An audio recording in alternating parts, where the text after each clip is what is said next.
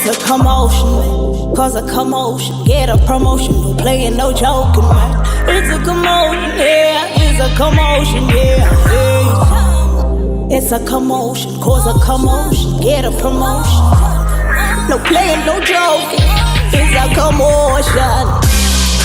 Hello everybody and welcome to the very first episode of The Juice. I'm your host Lindelo Eldamini. This show is all about the hustle, your hustle. We're trying to get you to the next level of your success by giving you the managerial and the entrepreneurial skills that you'll need in order for you to get there.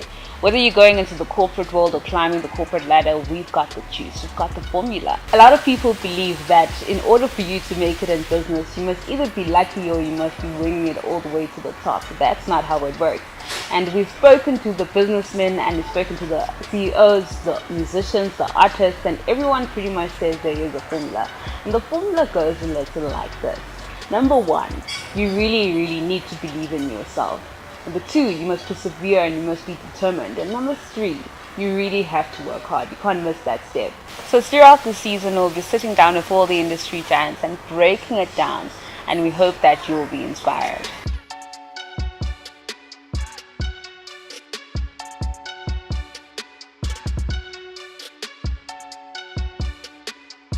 Everyone knows that you are the icon of hip-hop. What advice would you give? I didn't know that. So now what advice would you give someone that is just starting out in the hip-hop industry? Look, first of all, be sure that this is something that you want to do. You have to be sure. There has no doubts, no hesitations. Be absolutely sure that this is what you want to do, and then go all out. Spend all your time, all your energy, all your resources just pursuing this one thing, and then be patient, because a lot of people just think that it's magic, it's overnight, you just come in and things happen. No, it takes a lot of patience.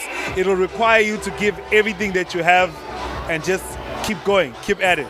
Yeah. So now obviously when you're starting out and the finances are not so awesome, what kept you going through that time? I knew without a doubt that this is the one thing that I wanted to do, and you know what I mean. And that's why they say if you find the one thing that you love to do, it doesn't even feel like a job. It doesn't even feel like work, because it's your passion. You're just driven by that, and that's how I found myself where I am right now, where now I'm traveling the world because of following my passion. You don't have to introduce yourself anymore.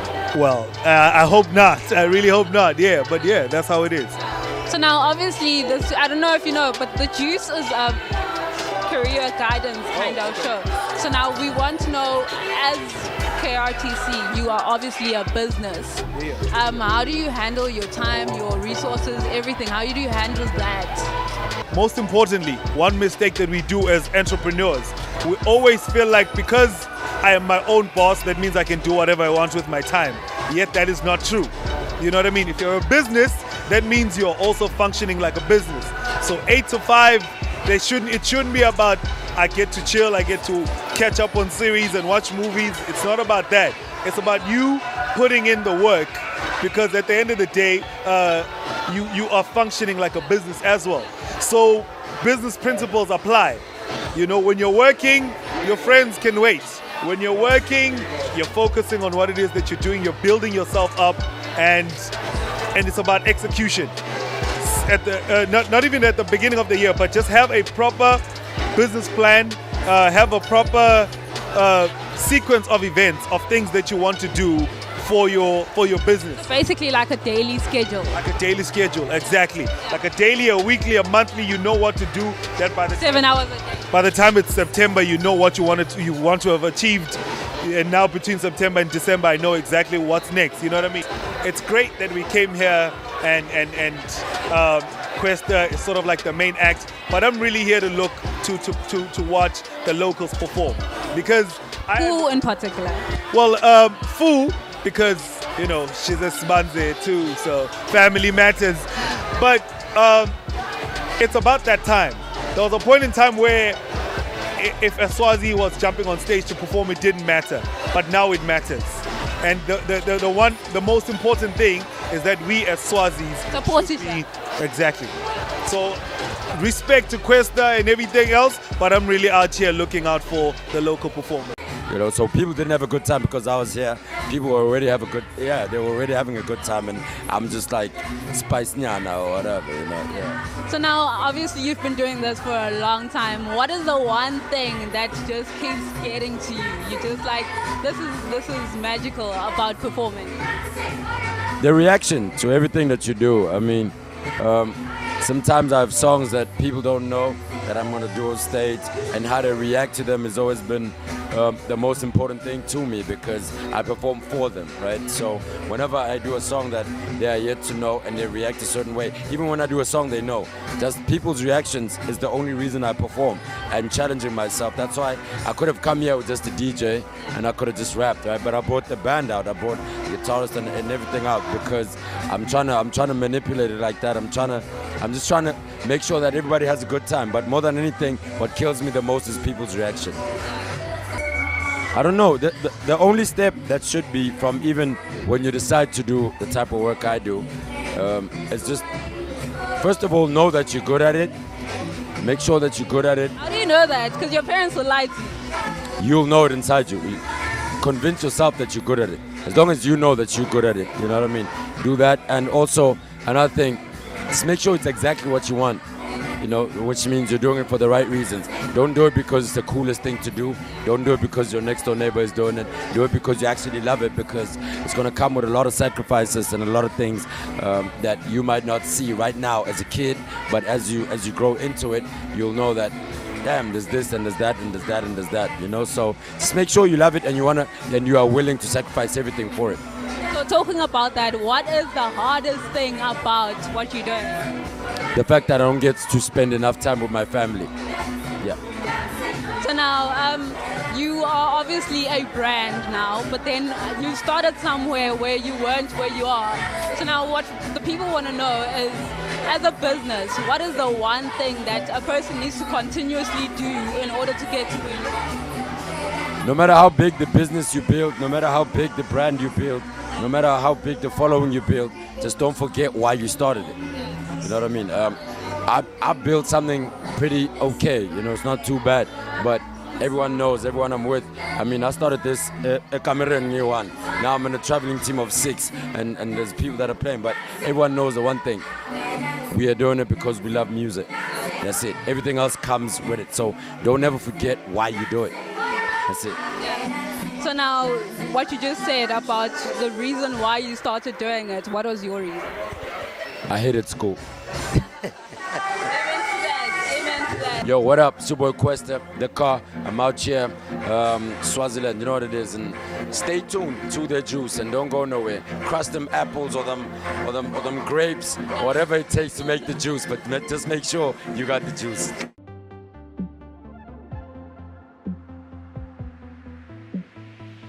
Feeling about the whole award? I'm calm now. I feel clean, I feel good. I feel like the effort, the input, the hard work was recognized on a huge platform. This is a huge platform because it's MTN, it's the Swamas, they came together and they hosted something that's bigger than anything we've ever seen as far as award shows are concerned in Swaziland. Now, how are you feeling about the award? Humbled. Yeah. Yeah, nothing but humbled. And it's been quite a great journey. It didn't begin, that's the thing, it didn't begin this year or last year, you know. It's been more than 8 years preparing for such breathtaking and nerve-wracking moments where, you know, you get awarded enough to feel proud of yourself.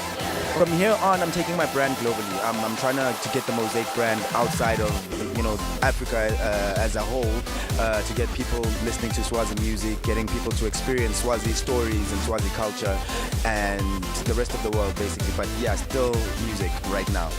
Ngijabule kakhulu mina. I'm just looking forward to see what's going to happen inside. But this is a good thing that MTN lebayendako. This is great.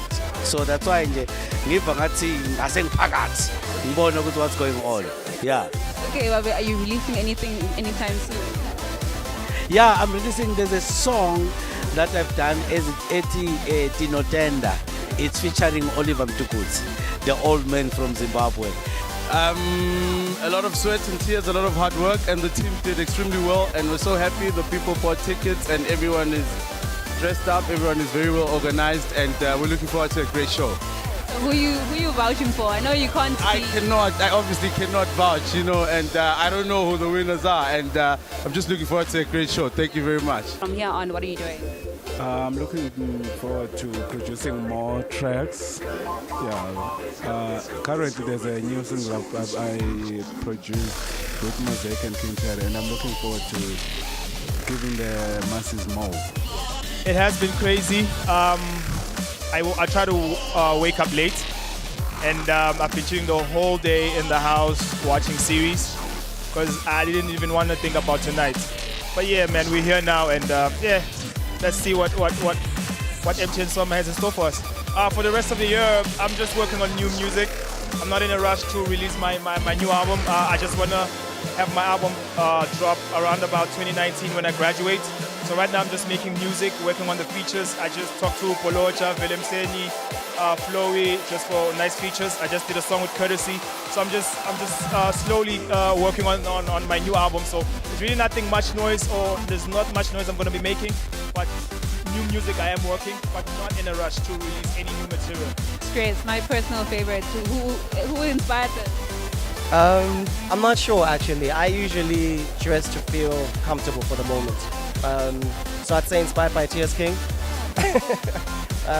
But yeah, it's a classy event in Ezulwini. It's our night, and all I'm trying to do is dress the part. So who did you vote for? Besides of course yourself. Besides of course myself. See you. Courtesy. Sans, my girl Noma Lungelo. Quite a number of people. King Terry as well. There's quite a lot of locals that are doing incredible work. So who are you looking forward to seeing tonight? I am looking forward to seeing Best Producer. Yeah, because my producer has been nominated. I'm also looking forward to seeing Song of the Year because my Mporo was nominated. Yeah, so yeah. And then who have you been voting? I've been voting for myself. No judgment. No, I ain't trying to get none. Yeah, I ain't trying to get none. I've been voting for myself. I was given the advice that supporting yourself will teach people how to support you. So, yeah. Treat yourself teaches other people how to teach you. Treat yourself the way you want people to treat you, yeah. And you look stunning. Who is this by? This is literally just a dress I've had lying around for the longest time. And I just couldn't wait to wear it. I actually can't remember where I got it, but it's been a very long time chilling, yeah. And your face? Myself. You're lying. Promise. Very happy actually, to be part of this. And I look forward, to the parade of the evening, yeah. Hopefully, Takubega many more years. I think it's a great thing for Swaziland, and especially for artists, because they'll be recognized through this. As we are artists, we're supposed to have something tangible, that you can show to the world, because it's not about music only, but also it's about what have you done for your country. Is your country recognizing you? And I think this is a very good platform for artists, and thank you to MTN and Soma. Thank you.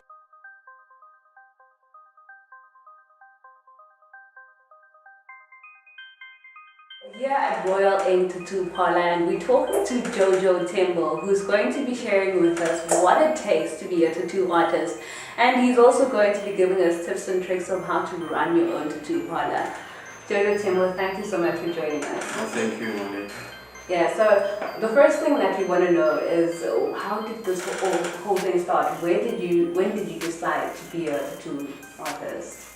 Okay, it was back in high school, 2004. Yeah. I used to draw a lot, like in school, in class. Yeah. So I started off by tattooing a friend with a homemade machine. Then when I got into college, I got a chance to get a real machine. Okay. Yeah, until I met my mentor, Pash Canby. Okay. I used to tattoo here in Swaziland, from the UK. So I tattooed with him for about 2 years or so. Until he went back, and I've carried on tattooing till now.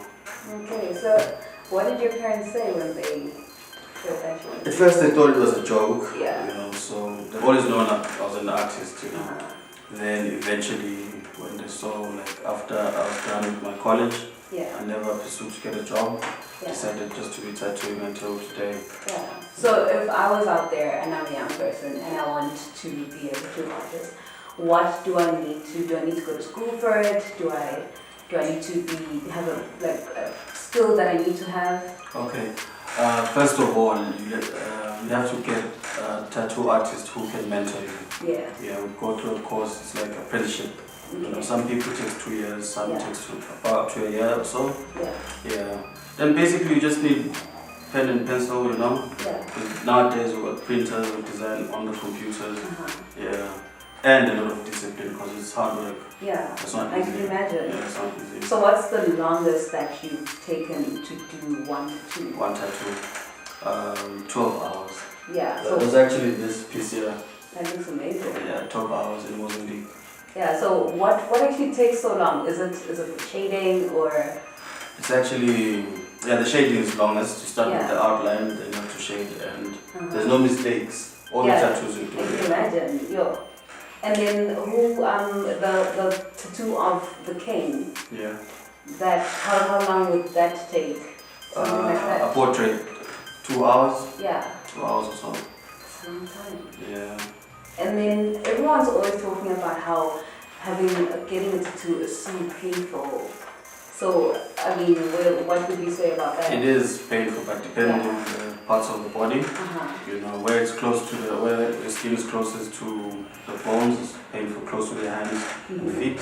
Okay. Yeah, but like yours, the collarbone, I doubt was that bad. Yeah, it wasn't that bad. Yeah. I don't remember ever sitting down and then deciding, okay, this is the path wanna my be life brand. will take. Yes, I want to do this, I want to do that. I quickly realized that when you want to build a brand is built simply by how people perceive you when they're around you. Yes. And many of us always look within and say, how do I portray myself? How do I'm CEO, I want them to take me seriously. And I think when I became CEO at a very tender age, I had to deal with that. I wanted people to feel that I'm the CEO.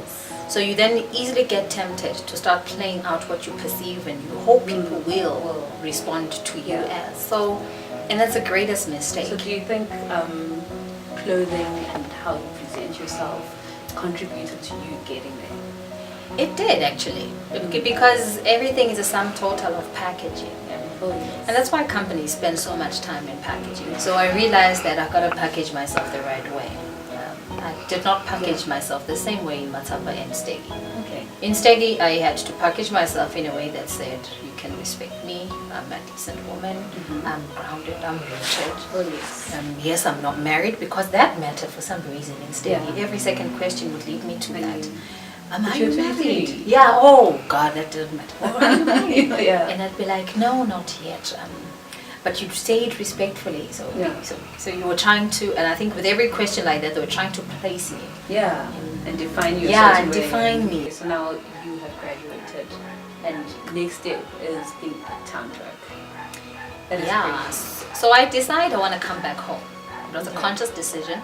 Because at Wits University, at graduation, you have headhunters. They scout you at graduation, so they get your transcripts, they look at your results, and then at the graduation you're getting job offers. I got my fair share of job offers from local governments in South Africa. But I wanted to come home. Yeah. So I decided, no, I'm going home. I don't want to work in South Africa. Not yet. It's too much for me. I just want to breathe at home. Yeah.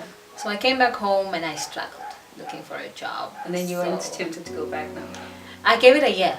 Okay. I gave it a year that, okay, I'm going to be here for a year. If I don't get anything, then I'll go. Had I come back from Wits and immediately got into local government, I don't think I would have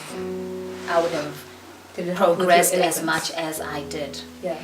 In terms of eloquence, I was alright, but I think what it helped do for me is to reground me again. I was back from Joburg, high life. Yes. Came back to Channel Swazi. The first thing I remember him telling me was, do you know Tinana Dale, the band? And I said, what is that? And he said, Tinana Dale. I was like, yeah, I know Dlamini Ngosi. Yeah. I know mine. Yeah, He said, learn a few. Yeah. Learn a few. I've also learned that as well. It's important. It will come in handy in this country. So now the transition. Everybody's talking about this. It's in the newspaper, it's everywhere.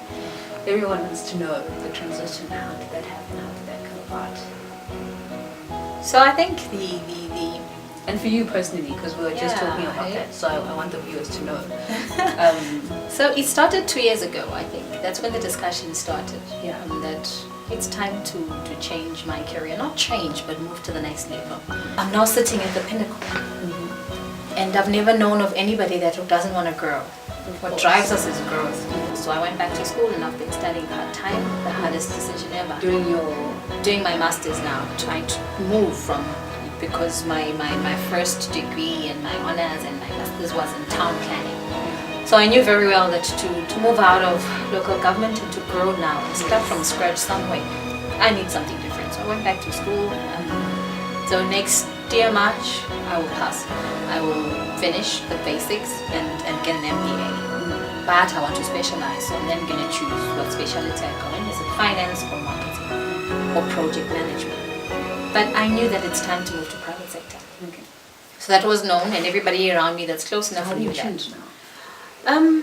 Swazi Mobile came knocking, in fact. In fact, it fascinated me because I think I love startups. I've tasted the success and the beauty of starting something. I don't want to find everything set up. I don't do well when I'm told this is how we've been doing it for years. I frankly don't do well. So this was perfect. This was perfect for me because I thought I don't know anything about this industry. But I've worked in an industry where the customer is everything. And I've never met the most hardest customer to please, like property owners. They're not impossible, but pleasing them is near impossible. And not because they don't know what they want. And then you do A and they say, well, you've delivered. You do B, they think we can now work with you. Do C, they trust you. Okay. And then when you get to that point, you're now moving on a relationship of trust, and nothing is as fulfilling. And I think in Matapa we were now at that stage with the citizens because they would say, we need this, we want this, and you would know that they need it. Managing customer relations was at the core of my job. So I thought, okay, I may not know much about this industry, which I will learn. So you're ready for this? But the customer, oh God, I can run with that from now till kingdom come, because I think I also realized that I love being where people are. I don't think I could do an office job like at the corner sitting. No. Yes. Bring people. They must ask me questions. I must engage. They must be unhappy. So are you going to be on the forefront, or are you managing?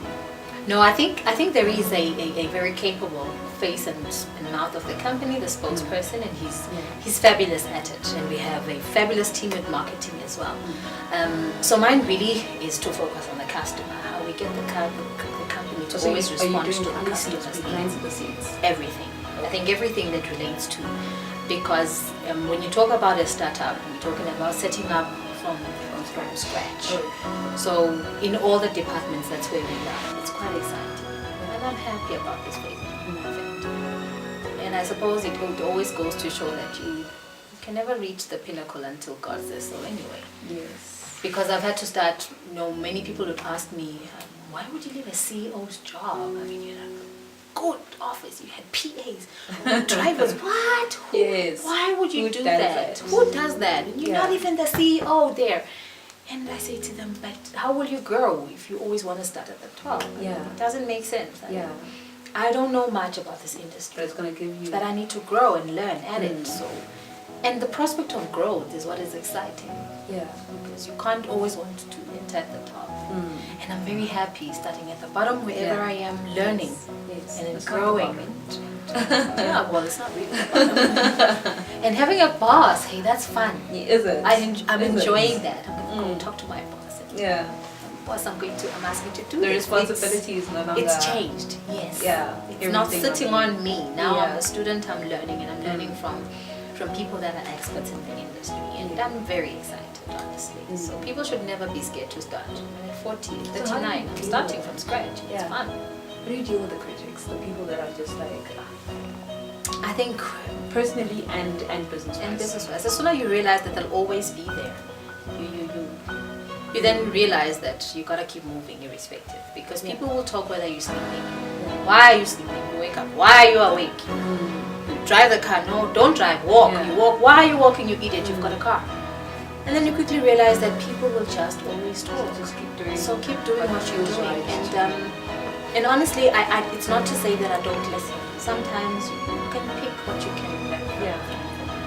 From what people are saying, it's not like I ignore all criticism. Sometimes they're correct.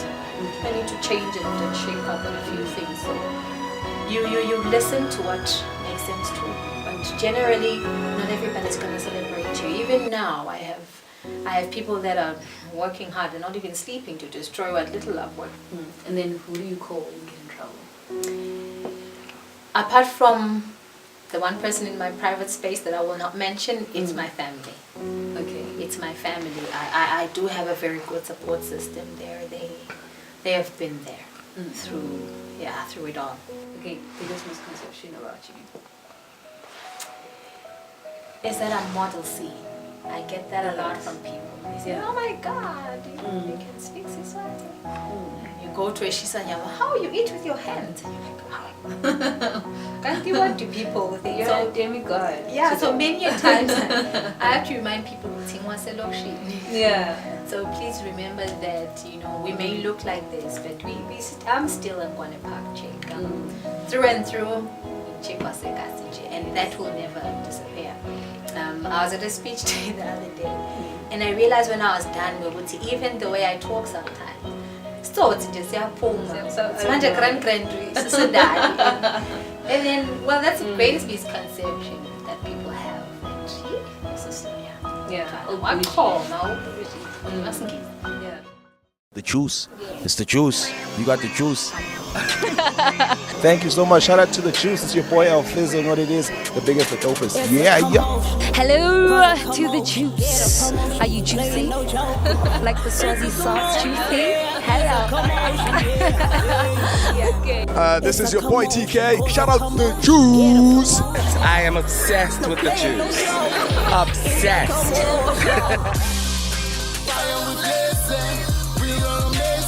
What's up,